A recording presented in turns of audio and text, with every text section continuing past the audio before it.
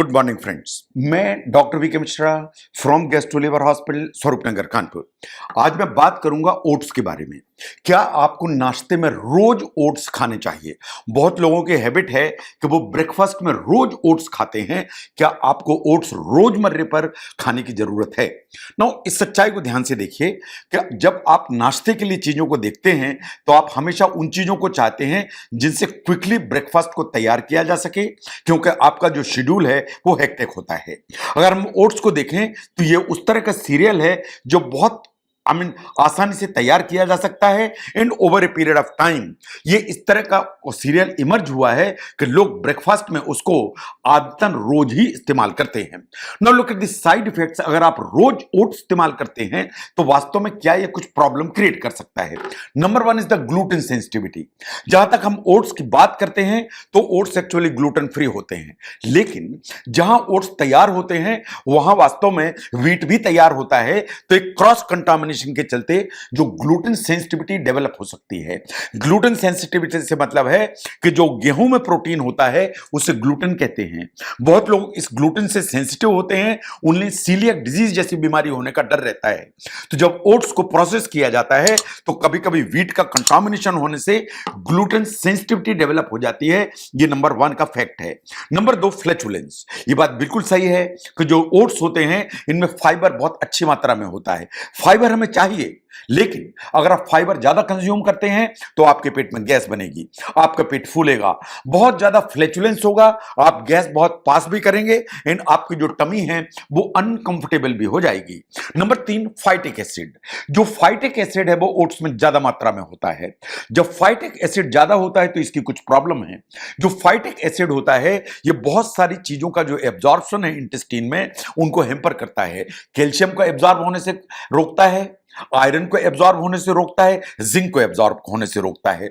तो अगर phytic acid ज्यादा होगा तो ये तीन चीजें इंटेस्टाइन एब्जॉर्ब नहीं कर पाएगी, और अगर आप रोज खाते हैं ओट्स तो इट इज क्वाइट पॉसिबल कि इनकी डेफिशिएंसी डेवलप हो जाए over a period of time. लेकिन अगर आप ओट्स को 1-2 घंटे डुबा के रखते हैं या आप ओवरनाइट फर्मेंट करके रखते हैं तो साइंस ऐसा मानती है कि फाइटिक एसिड का जो कंटेंट है वो नीचे आ जाता है और ये जो साइड इफेक्ट है ये नहीं हो पाता है। Number 4, calories. ये बात सही है कि जो ओट्स हैं वो न्यूट्रिशियस हैं, लेकिन जो कैलोरीज का जहां तक सवाल है, ओट्स कैलोरी डेंस हैं। अगर ओट्स कैलोरी डेंस हैं और आपने पोर्शन कंट्रोल नहीं किए तो एक्चुअली आप स्मॉल अमाउंट में ज्यादा कैलोरी कंज्यूम करेंगे। अगर ज्यादा कैलोरी कंज्यूम करेंगे उसकी अपनी प्रॉब्लम है।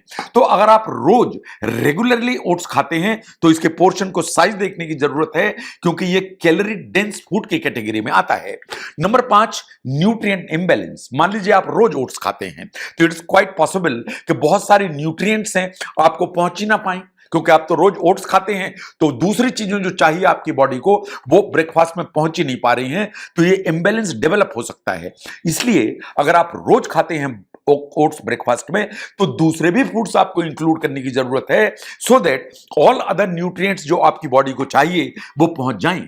नाउ बहुत अनकॉमनली ये साइड इफेक्ट भी दिखते हैं कि कभी जो है ना लाल चकत्ते पड़ जाते हैं, डाइजेस्टिव डिस्कंफर्ट हो जाता है, but not really very common.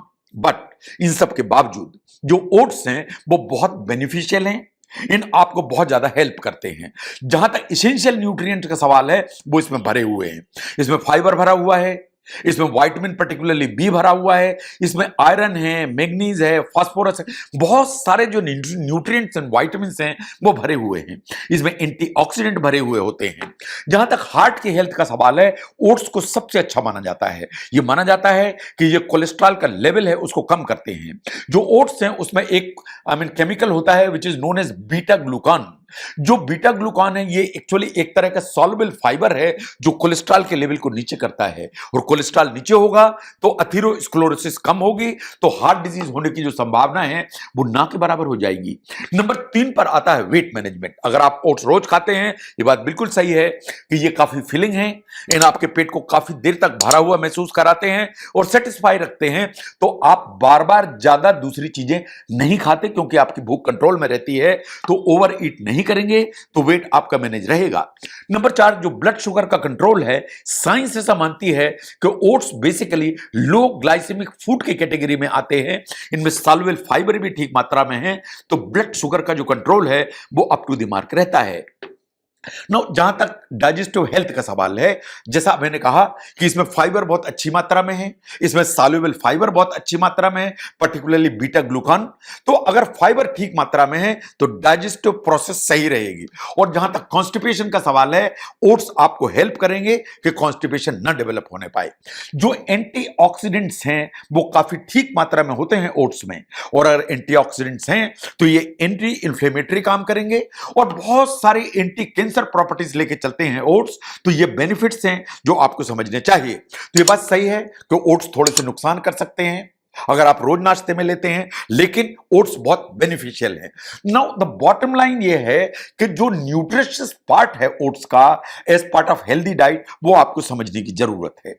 इसकी मॉडरेशन है वो एक की है, एक moderate amount is the key जो आपको समझने की जरूरत है। तो moderate number and moderate quantity. Science ऐसा मानती है कि आपको हफ्ते में 2 या 3 बार कोई भी एक मील है उसमें ओट्स इस्तेमाल करना चाहिए। अगर आप रेगुलरली रोज इस्तेमाल करते हैं तो बहुत सारे इस तरह के न्यूट्रिएंट से आप वंचित रह जाते हैं जो आपकी बॉडी को पहुंचने चाहिए।